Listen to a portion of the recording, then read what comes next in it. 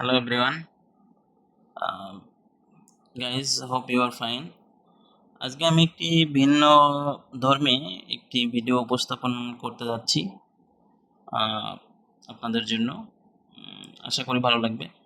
তো আমার কিছু স্টুডেন্ট ছিল যারা অনেক দিন ধরে আমাকে বলে আসছিল যে স্যার ওয়ার্ডের শেষে এলওয়াই থাকে। এখন ওয়ার্ডের শেষে এলওয়াই থাকলে আমরা জানি যে অ্যাডভার্ব হয়, কিন্তু আমরা জানতে পেরেছি যে এটা কখনো অ্যাডজেক্টিভ হয়, কখনো অ্যাডভার্ব হয়। এটা স্যার আমরা কীভাবে বুঝবো? এটার কি মুখস্থ ছাড়া কি কোনো সহজ সিস্টেম আছে কিনা?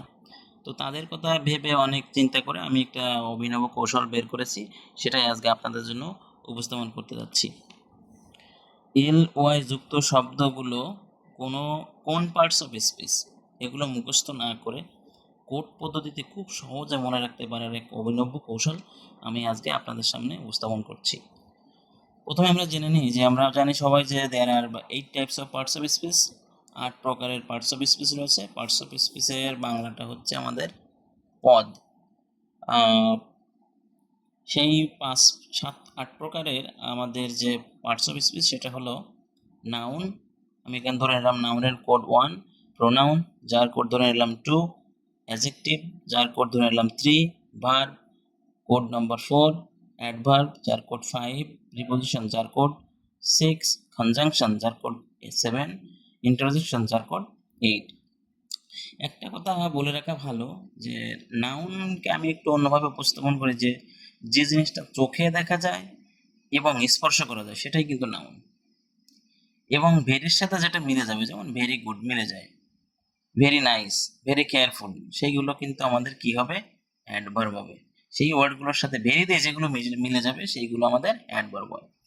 তো আমরা একটু দেখি উদাহরণ, যেমন এখানে একটা ওয়ার্ড লিখেছি আর্লি। তাহলে আমি একটু আগে বলেছিলাম যে জিনিসগুলো চোখে দেখা যায় এবং স্পর্শ করা যায়। তাহলে ইয়ার, এটা একটা আর মানে কান, এটা ধরা যায়, আবার চোখেও দেখা যায়, স্পর্শ করা, তার মানে এটা নাউন। তাহলে এই নাউনের কোড কত? 1। এরপরে আমাদের কয়টা লেটার আছে? 2টা। তাহলে 2 আর 1 কত? 3। তাহলে 3 আমাদের কিসের কোড? অ্যাডজেক্টিভের কোড। তাহলে এটা হবে আমাদের অ্যাডজেক্টিভ। আবার পরেরটা আমরা দেখি স্লো। স্লো মানে ধীর। তাহলে এটা আমাদের চোখে দেখাও যায় না, স্পর্শও করা যায় না, তার মানে এটা নাউন না। তাহলে এটা কি হবে? এটা অ্যাডজেক্টিভ। ভেরি দিয়ে যদি মিলাই তাহলে কি হবে আমাদের? ভেরি স্লোলি, ভেরি স্লোলি বা ভেরি স্লো। তাহলে ভেরি দিয়ে মিলে যাচ্ছে, তার মানে এটা হচ্ছে অ্যাডজেক্টিভ। তাহলে এটা হচ্ছে অ্যাডজেক্টিভ, আর অ্যাডজেক্টিভের সাথে এলো হলে অ্যাডভার্ব। তাহলে এবার দেখা যাক, যেহেতু এটা অ্যাডজেক্টিভ তাহলে এটার কোড নাম্বার হচ্ছে আমাদের কত? এটার কোড নাম্বার হচ্ছে 3। এরপর আমাদের কয়টা লেটার আছে? 2টা। তাহলে 3 আর 2 কত? 5। তাহলে 5 হচ্ছে কিসের কোড? আমাদের অ্যাডভার্ব। তাহলে এটা হচ্ছে আমাদের অ্যাডভার্ব।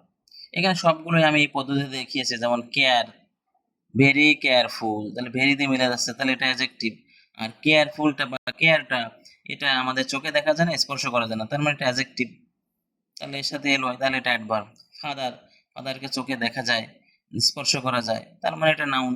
তাহলে নাউনের সাথে এলয় হচ্ছে, তার মানে এটা আমাদের অ্যাডজেক্টিভ। তাহলে সূত্রটা দাঁড়ালো যে আমাদের noun plus L Y equal to adjective, এবং adjective plus L Y equal to adverb. এখন ওই যে অনেকে প্রশ্ন করছে যে স্যার নাউনের সাথে এলো হলে অ্যাডজেক্টিভ হয়, অ্যাডজেক্টিভের সাথে এলো হলে অ্যাডভার্ব হয়, কিন্তু কিভাবে বুঝবো যে এটা নাউন, কিভাবে বুঝবো এটা অ্যাডজেক্টিভ, সেটা সংক্ষিপ্তভাবে সুন্দর করে বুঝিয়ে দিয়েছি। যেগুলো আমরা দেখবো যে আমাদের চোখে দেখা যায় এবং স্পর্শ করে সেগুলো নাউন, এবং তার সাথে যে এলোটা থাকবে সেটা হবে অ্যাডজেক্টিভ। আর যেগুলো আমাদের চোখে দেখা যায় না এবং স্পর্শ করা যায় না এবং ভেরি দিয়ে মিলে যায় সেটা হচ্ছে আমাদের অ্যাডজেক্টিভ। যেমন ভেরি নাইস, ভেরি নাইস মিলে যাচ্ছে, তাহলে এটা অ্যাডজেক্টিভ হবে। অ্যাডজেক্টিভ এর সাথে এল হয়, তাহলে এটা হবে একটা অ্যাডভার্ব। এভাবে অনেকগুলো এক্সারসাইজ দিয়ে দিয়েছি, আপনারা চাইলে এগুলো প্র্যাকটিস করতে পারেন। Thank you.